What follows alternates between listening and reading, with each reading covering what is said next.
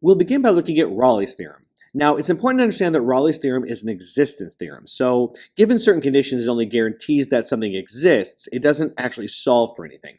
But it's also a very important thing in calculus. So, in our situation here, what it guarantees is that given certain conditions, we know that there's a horizontal tangent in a graph, which, when you think about horizontal tangents, those are those maximum minimums in the graph, which are important points.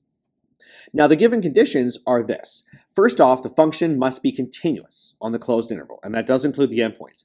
However, it also must be differentiable on the open. So while it doesn't have to be able to be finding the derivatives on the ends, it does have to be continuous throughout the whole thing. But the main piece that really makes Raleigh's theorem unique is that not only must be continuous and differentiable, the endpoints need to be equal. Now, what that means, of course, is that the y values, right, at those spots are horizontal to one another. So when you have a graph that, is going to be continuous and flowing from that dot to that dot, it has to at least turn around, right, from whichever direction it had gone to go right back to where it started, meaning there's a turning point, right? And that will be a place where you have a horizontal tangent, and more accurately, a place where the derivative equals 0, because that's where our minimums and maximums are.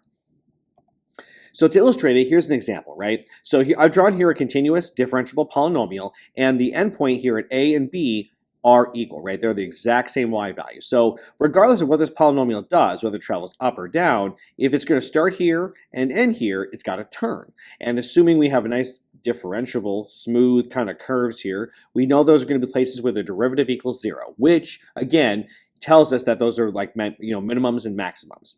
Now remember, given that condition, right, the idea that we're continuous on the closed interval, differentiable on the open, and the y values are the same, it just tells us that these do exist. It doesn't tell us where they exist. And that's, again, the essence of an existence theorem. We just have a certain number of conditions, and with those conditions we can simply say we know something is there. And sometimes in calculus that's enough.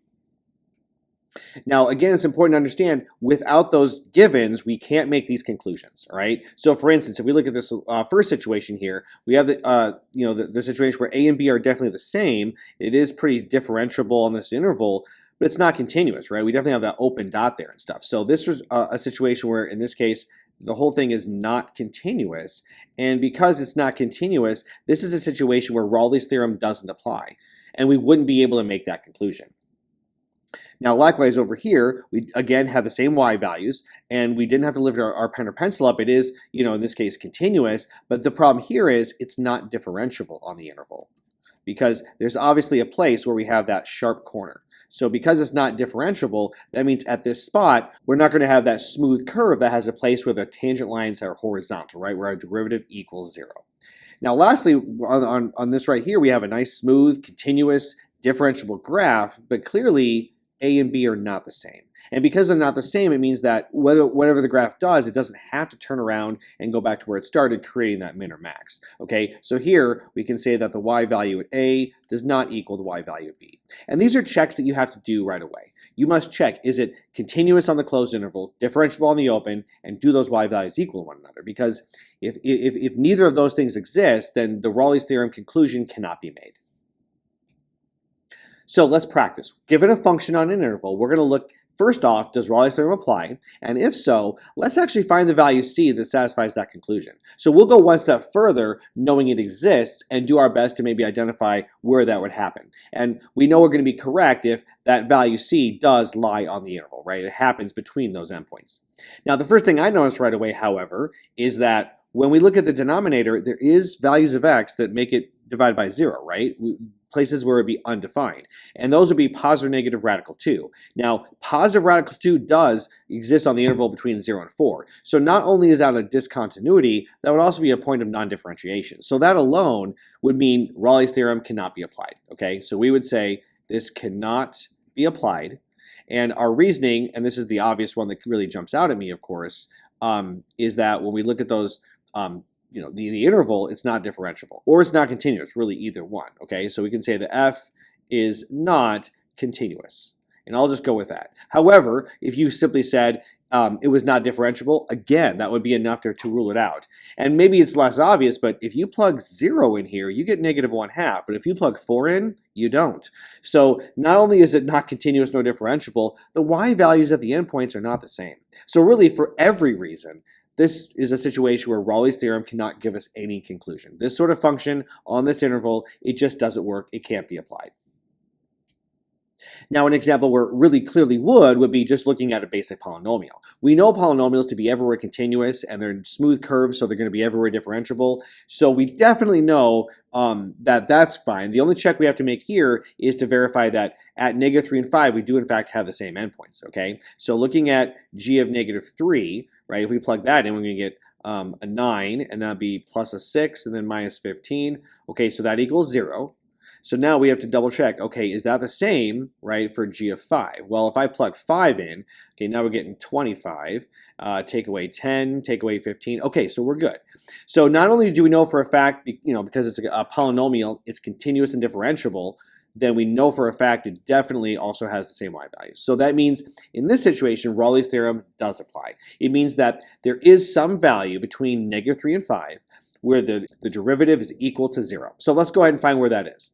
So if we take the derivative, g prime, okay, that's going to give me 2x minus 2. And when you take 2x minus 2 and find out where that equals 0, the value c that we're looking at is going to be 1. And clearly, that's going to be on that interval from -3 to 5. So Raleigh's theorem does, in fact, tell us that there is an extrema, right, a place where we have a horizontal tangent somewhere between -3 and 5.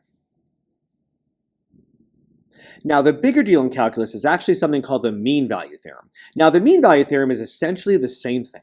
It is actually a more generalized idea between Raleigh's theorem. Or maybe a better way to say it is that Raleigh's theorem is a specific case of the mean value theorem.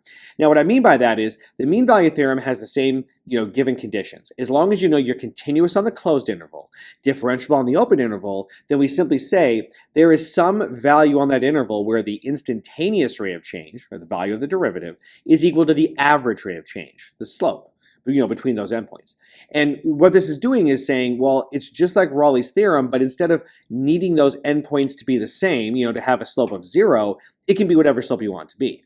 So whatever the average rate of change on the interval is, there will be some point on that interval where the instantaneous rate of change equals that. Now again, just like Raleigh's theorem, this is an existent situation. So as long as we know that the function is continuous on the closed and differential in the open, then we can make that conclusion. And that's really the only check we have to make, because we don't need a specific values for y. Now, to look at the image of it, this is again the same sort of situation, but clearly our y values here at the endpoints are different. But what we're looking at is this average rate of change, right? When we find the slope here between the first point here and the second point here, we know that there is some point, because we have this continuous differentiable function, where there is a spot in between them where that tangent line, right, the instantaneous rate of change is parallel, right? It's the same slope. And that's what mean value theorem is all about. Now, it's also important to understand the mean value theorem is not a directly useful tool, right? And Raleigh's theorem is sort of the same way. This existence theorem tells us that these relationships work. Now, by themselves, again, there's not a ton of application to it, but when you get to more advanced calculus, a lot of the tools and a lot of the things you want to do are allowed, right? They're said it's okay and this makes sense because of mean value theorem. It actually ends up being a really important idea because it's a bridge that helps us go from the pre-calculus level mathematics to allow us to jump to instantaneous calculations, okay? So I do want to be clear right now, since we're learning it, it's not a direct application, but a very important foundational piece to allow us to do much of the calculus we see in the future. So again, we're looking at examples of given a function, right? Let's determine the does mean value theorem apply, and of course, if it does, then we're going to find the value on the interval where it makes sense, just to verify that's the case. So first off, we have a polynomial, and again, those are everywhere continuous and definitely everywhere differentiable. So we can clearly say that this is continuous, on the closed interval from -1, and it is differentiable between -1 and 1. Again, that's our check. So knowing that's the case, we can make this work. So now that we've verified it's true, what we have to do is say that somewhere, right, the derivative is going to be equal to the average rate of change. So the y value at 1 minus the y value at -1 over 1 minus -1. Now, first off, the derivative is going to be 3x squared plus 2. Now, the y values here, when you plug them in, are going to give me a 3 and a -3. And of course, 1 minus -1 is 2. So if I simply solve for where this average rate of change is equal to my instantaneous rate of change. On this side, if I just keep it the same, I can simplify this to be, 6 divided by 2, which is 3. And if I subtract 2 and divide by 3, we're going to get x squared equals a third. And more importantly, when I take the square root, x is going to be equal to positive or negative square root of 1/3. Now, clearly, both those numbers definitely lie between -1 and 1. So what I've demonstrated is that because this is a continuous, on the closed interval and differentiable on the open interval function, that I know that there are, in this case, 2 places where the instantaneous rate of change is equal to the average rate of change. Now, again, by itself, that maybe doesn't mean a lot, but I promise as a foundational thing to allow much of calculus to happen, that's a big deal.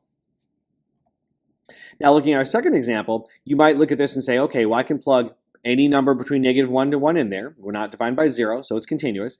However, and this may not be as obvious, this is actually an example that's not differentiable on this interval. Now, because you may not see it right away, it can be helpful sometimes to go ahead and find that derivative, which, of course, if it worked, you would do anyway. But when we find the derivative, it's -2/3 times x raised to the -1/3.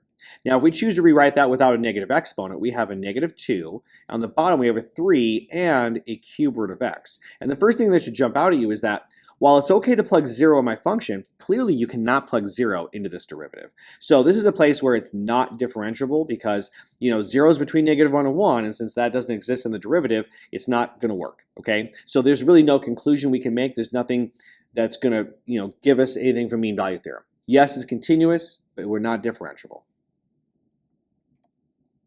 Now, just to give you a sense of just a basic sort of application that mean value theorem can possibly supply, we look at a simple example, right? So here, we're going to talk about a car that's traveling along a road. Now, at 4 o'clock, it passes through an intersection, so we'll let that be our starting moment. And 12 minutes later, we stops at a coffee shop that's 20 miles down the road. So what we want to show is that at some point in time between the intersection and the coffee shop, that car had to be traveling at exactly 100 miles an hour. Now, at some point in time, it could have gone faster, maybe.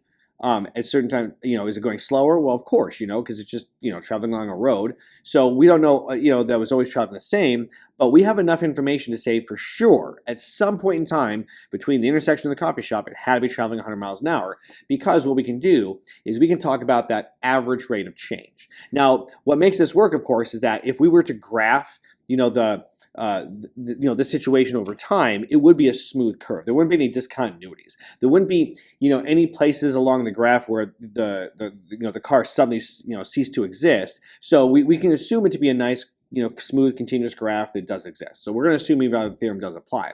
So what I can do is simply say, well, if we say times 0, which would be like 4 o'clock, okay, we've traveled 0 distance. And then 12 minutes later, we can say that it traveled 20 miles. So what I can do is simply say, well, what's the average rate of change between those? If I take 20 minus 0 over 12 minus 0, that tells me that the average rate of change here is going to be 5/3 when you simplify it. Now, again, it's important to remember, however, this is being measured in miles per minute because we're talking, from 0 to 12 minutes. However, if we do a quick conversion and multiply 5/3 times 60 over 1, that can tell me that I have 300 thirds or 100 miles per hour. And again, I don't know exactly when it happened, but because the average rate of change on the interval was 100 miles per hour, that there must be some time, right, on that interval where the instantaneous rate of change was that value. So again, we can make the conclusion that at some point in time between that intersection and the coffee shop, the car had to have been traveling exactly 100 miles per hour.